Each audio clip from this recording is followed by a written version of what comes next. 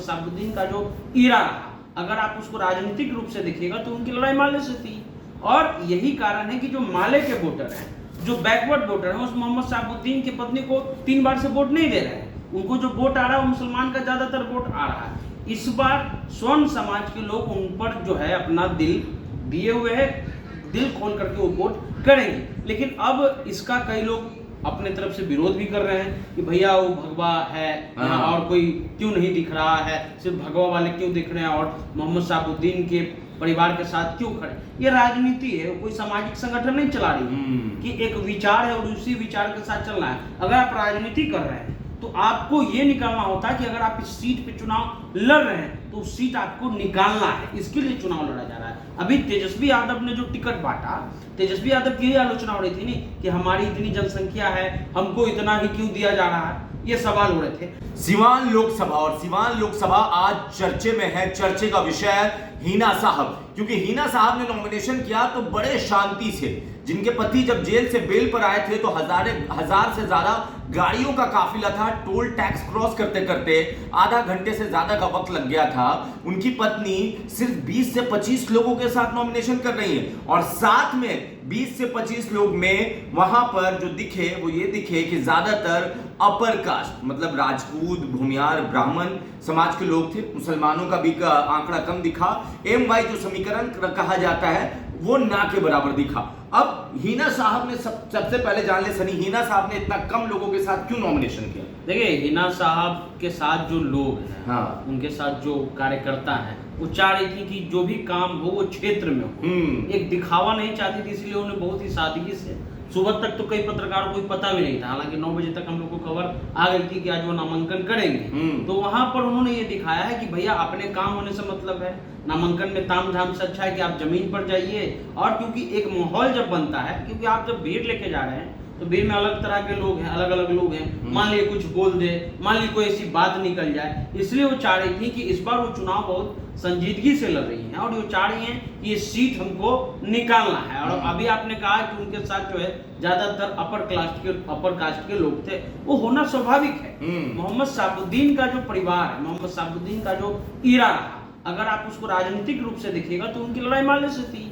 और यही कारण है कि जो माले के वोटर हैं, जो बैकवर्ड वोटर हैं, उस मोहम्मद साबुद्दीन की पत्नी को 3 बार से वोट नहीं दे रहे हैं। उनको जो वोट आ रहा है वो मुसलमान का ज्यादातर वोट आ रहा है। इस बार स्वर्ण समाज के लोग उन पर जो है अपना दिल दिए हुए है, दिल खोल करके वो वोट करेंगे। लेकिन अब इसका कई लोग अपने तरफ से विरोध भी कर रहे हैं कि भैया वो भगवा है यहाँ और कोई क्यों नहीं दिख रहा है, सिर्फ भगवा वाले क्यों दिख रहे हैं और मोहम्मद साबुद्दीन के परिवार के साथ क्यों खड़े। ये राजनीति है, कोई सामाजिक संगठन नहीं चला रही कि एक विचार है और उसी विचार के साथ चलना है। अगर आप राजनीति कर रहे हैं तो आपको ये निकालना होता है कि अगर आप इस सीट पे चुनाव लड़ रहे हैं तो उस सीट आपको निकालना है, इसके लिए चुनाव लड़ा जा रहा है। अभी तेजस्वी यादव ने जो टिकट बांटा, तेजस्वी यादव की आलोचना हो रही थी नहीं कि हमारी इतनी जनसंख्या है, हमको इतना ही क्यों दिया जा रहा है, ये सवाल हो रहे थे। लेकिन तेजस्वी यादव एक राजनीतिक पार्टी चला रहे हैं, उनको पता है कि कौन सीट कैसे निकलेगा।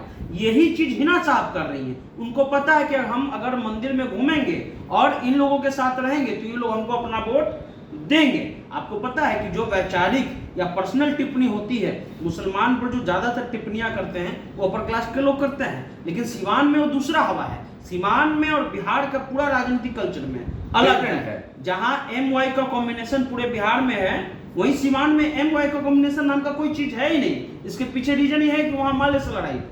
इसलिए अगर आप एक राजनीतिक पार्टी हैं, अगर हम भी चुनाव लड़ रहे हैं या हम चुनाव लड़वा रहे हैं तो हमको अपना गुना गणित सब देखना होगा। गुना गणित 3 बार से वो देख रही हैं कि RJD के जो कोड वोटर हैं वो मेरे में ऐड नहीं हो पा रहा है, इसलिए उन्होंने एक नया दांव चला है। अब उनका ये विश्वास है कि जो मोहम्मद, देखिए मोहम्मद साबुद्दीन जब जीत रहे थे उस समय माले अपने चरम पर था, माले से ही लड़ाई उनकी थी।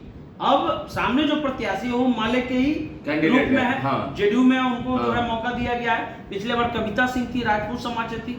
इस बार राजपूत समाज, वहां का भूमियार समाज, वहां का ब्राह्मण समाज पूरी तरह हिना साहब के साथ हैं और हिना साहब इस पॉलिटिक्स को कर रही हैं, उसी पॉलिटिक्स को, क्योंकि उनको वो सीट निकालना है। यही पॉलिटिक्स तेजस्वी कर रहे हैं कि हमको जो सीट निकलेगा हम उसी को उम्मीदवार बनाएंगे। इसलिए हिना साहब भी ये चीज कर रही हैं कि हमको जिससे फायदा है हम उसके साथ गठबंधन करेंगे, अनौपचारिक रूप से औपचारिक रूप से इसका फायदा भी होगा। सवाल ये कि आज अवध बिहारी चौधरी का भी नॉमिनेशन था, एक तरफ एकदम भीड़, मंच सजा हुआ, लोग सामने दिख रहे हैं, तेजस्वी भी पहुंचे थे, एक तरफ हिना साहब, क्या लगता है किसका पल्ला भारी है? देखिए अभी तक जो चुनावी रणनीति है, हम लोग तो जो है भविष्य वक्ता है नहीं, लेकिन अगर मान लीजिए कि कल भाजपा योगी आदित्यनाथ को हम उतार दे और भाजपा अपना पूरा अमला उतार दे, राजनाथ सिंह को उतार दे, भूमियार, राजपूत वोट इनके विवेक पर वहां मजबूती दिखाई देगी कि हिना साहब मजबूत हैं कि नहीं है। क्योंकि मान लीजिए अगर योगी आदित्यनाथ आ गए और उनके वोट से वो प्रभावित हो जाते हैं वहां के वोटर कि नहीं इनको नहीं देना है, कुशवाहा जी को देना है, ये उनके विवेक के ऊपर है। दूसरी तरफ आई अब आरजेडी का जो कोर वोटर है वो किसी को छोड़ करके नहीं जा रहा है, वो वोट गिराएगा। अगर जो पिछड़ी गोलबंदी है, जाहिर सी बात है कि कितना भी आपको चाहिए, लेकिन पिछड़े से तो ज्यादा आप नहीं है, पिछड़ों की संख्या है, लेकिन इस बार अच्छा ये है कि मुसलमान एक तरफा वोट करेगा। मुसलमान समाज जो है वो एक तरफा वोट करेगा। हालांकि कुछ मुसलमान लोग तो है ना चुनाव, कुछ मुसलमान नाराजगी है इनके प्रति, लोगों का कहना है कि भैया जब वो थे तो कई मुसलमान छपरा, गोपालगंज, सिवान से नेता क्यों नहीं बन पाए, ये सवाल है। लेकिन उसके बावजूद ये मोहम्मद साबुद्दीन से सवाल था, ये हिना साहब से सवाल नहीं है। इसलिए कुछ यादव भी उनको वोट करेंगे, कुछ कुशवाहा भी वोट करेंगे, कुछ मुसलमान पूरा वोट करेगा, स्वर्ण समाज भी पूरा वोट करेगा। इस स्थिति में हिना साहब अवध बिहारी चौधरी से 20 नजर दिखाई दे रहे हैं। तो ये त्रिकोणीय मुकाबला होगा, हिना साहब वर्सेस अवध बिहारी चौधरी या फिर विजय लक्ष्मी, त्रिकोणीय होगा या विजय लक्ष्मी और हिना साहब? देखिए अवध बिहारी चौधरी वर्सेस हिना साहब होगा, क्योंकि भाजपा का जो वोटर है वो हिना साहब के साथ जाएगा, ठीक है, और जो माले का वोटर है वो अवध बिहारी चौधरी के पास जाएगा। और जो पुष्पलता उनका नाम है, जो भी माननीय सांसद की प्रत्याशी हैं, विजय लक्ष्मी जी, माफी चाहिए, वो उतना बोल्ड नहीं है जितना ये लोग हैं। तो इसलिए जो कुशवाहा वोटर है, क्योंकि 2 विधायक माले के हैं वहाँ, एक जिरादई से है, एक जगह से और से है, वो जो माले का वोट है वो कहाँ जाएगा, वो महागठबंधन में जाएगा, और भाजपा का वोट प्लस मुसलमान का वोट वो हिना साहब के साथ जाएगा। इसलिए मुकाबला अवध बिहारी चौधरी वर्सेस हिना साहब होगा। चलिए, तो आपने समीकरण समझ लिया, समीकरण क्या है? हिना साहब अभी भी आगे दिख रही, हिना साहब के साथ जो लोग दिख रहे हैं, कहते हैं कि राजनीति में सब कुछ साधना पड़ता है, तो इस पे सवाल उठाना सही नहीं कि वो किसके साथ दिख रही है। मगर अवध बिहारी चौधरी वर्सेस हिना साहब होने जा रहा है। अब 40 लोकसभा में 39 लोकसभा पे एम वाई इंटैक्ट है, मगर ये ऐसा लोकसभा जहां एम अलग वाई अलग है, यहाँ का समीकरण अलग है, यहाँ अलग कारणों पे वोट होगा। बाकी हिना साहब और अवध बिहारी चौधरी ने नॉमिनेशन भी कर लिया, एक का तामझाम था तो दूसरे का शांति से था। बाकी आपको क्या लगता है, आप अपनी राय नीचे कमेंट बॉक्स में लिखें। धन्यवाद।